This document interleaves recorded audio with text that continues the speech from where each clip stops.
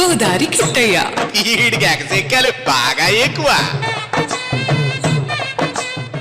ఎందుకిలా నా కర్మ కాలిపోయింది, ఎందుకిలా నా కర్మ కాలిపోయింది, ఎందుకిలా నా కర్మ కాలిపోయింది. ఏంద్రో బాబు రత్తాల మేటర్ కానీ లీక్ అయిందా?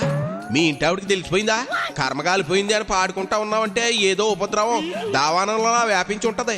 అసలు ఏమైందిరా బాబు? ఏదిగో మాయా, నీ చూపెప్పుడు నా సెకండ్ సెటప్ మీద ఉంటుందా? నేనేం పాట పాడినా దొరికిపోయావా? పిల్లం వదిలేసిందా, తన్నేసిందా అని అడుగుతావా? మరి కర్మగాలింది అంటే అదే కదరా. ఎంతకీ ఎందుకు పాడుతున్నావో చెప్పి తగులుడు. అది నా పాట కాదు మాయా, మన గుడివాడి బూతుల చామరాటి కొడాలి నాని పాట. ఓడిపోయాక మొత్తం రాజకీయ జీవితం కాలిపోయింది. ఇప్పుడు కొత్తగా కాలేదే ఉంది. ఆయన పానిపరాగ ప్యాకెట్టా? కాదు మాయా, మంత్రిగా 3 ఏళ్ల పాటు వైసీపీ ఏలుబడిలో ఉండే చంద్రబాబు నారా లోకేష్ల కుటుంబాన్ని నోటుకొచ్చినట్లు బోతులు చేస్తే శునకానందం పొందాడు కదా. ఇప్పుడు దాని తాలూకా కర్మ కాలిపోతా ఉంది. ఓ అదా, అదైతే 100% నిజం. కేసులు కూడా బుక్ అయ్యాయంట. ఈ శాఖలో 3వ పట్టణ పోలీస్ స్టేషన్ లో కేసు నమోదైందంట. అదేంటి మాయా, గుడివాళ్ళు ఎవరు లేరా? పోనీ రాజధాని అమరావతిలో ఎవరు లేరా? పోయి విశాఖలో కేసు పెట్టారా? ఎక్కడ కేసు పెట్టారన్నది పాయింట్ కదరా అబ్బాయి. లాఠీ దిగిందా లేదా అన్నది అసలు సిసల పాయింట్ ఇక్కడ.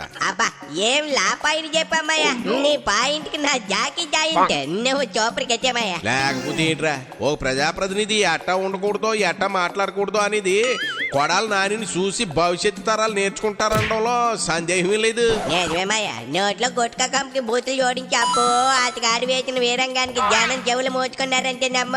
అదేరా, అలా ఎలా పడితే అలా మాట్లాడితే ఏమవుతుందో అలాంటి వాళ్ళని ఏమి చేస్తే భవిష్యత్తులో ఇంకొకడు బూతులు మాట్లాడడానికి ఎంత వణుకు పడుతుందో రేపటి రోజున కొడాలి నాని అరెస్ట్ పాఠం కావాలా? పాఠం కాదు మయ్యో, గుణపాఠం అవ్వాలి. తాగి మీడియా ముందు వాగితే ఎట్లాంటి ఘన సన్మానం చేస్తారో తెలియాలి. ఒరే ఓబో, మిగతా వాళ్ళ సంగతి నాకు తెలియదు కానీ రా, ఈ కొడాలికి ఆయన ఆప్తమిత్రుడు వలభనేని వంశీకి జీవితంలో మళ్ళీ నోరు జారితే ఎంతటి ప్రమాదం వస్తుందో తెలియజేసేందుకు రెడ్ బుక్ లో లోకేష్ పక్కాగా స్క్రిప్ట్ రాసిచ్చాడట.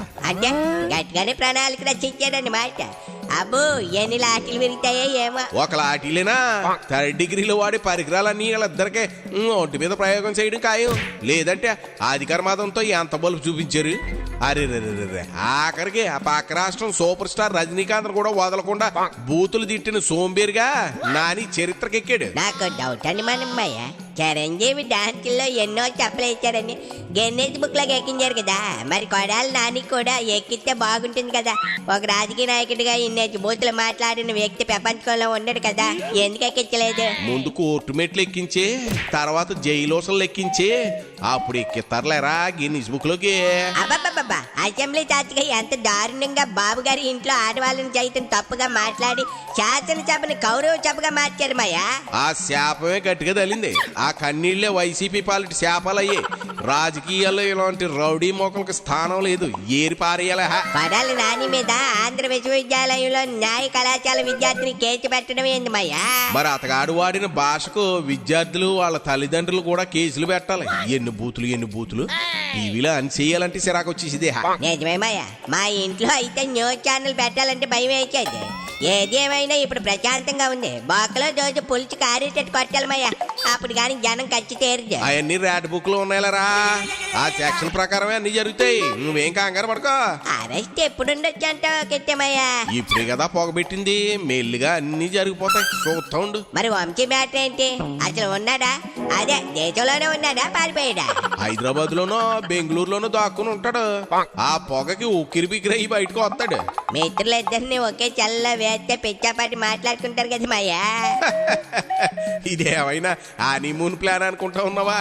ఎవరికి ఎప్పుడు ఎలా మ్యూజిక్ స్టార్ట్ అవుతుందో చూస్తా ఉండాలా, కోసం తోపుకుండాలో. మరి మిత్రులిద్దరు పారిపోయారు కదా, ఎక్కడికి పోయేది? ఆండమానకా ఆముదాల వలసకా? దొరికిపోతే ఎంత బాగుంటుంది, దొరికిపోతే ఎంత బాగుంటుంది.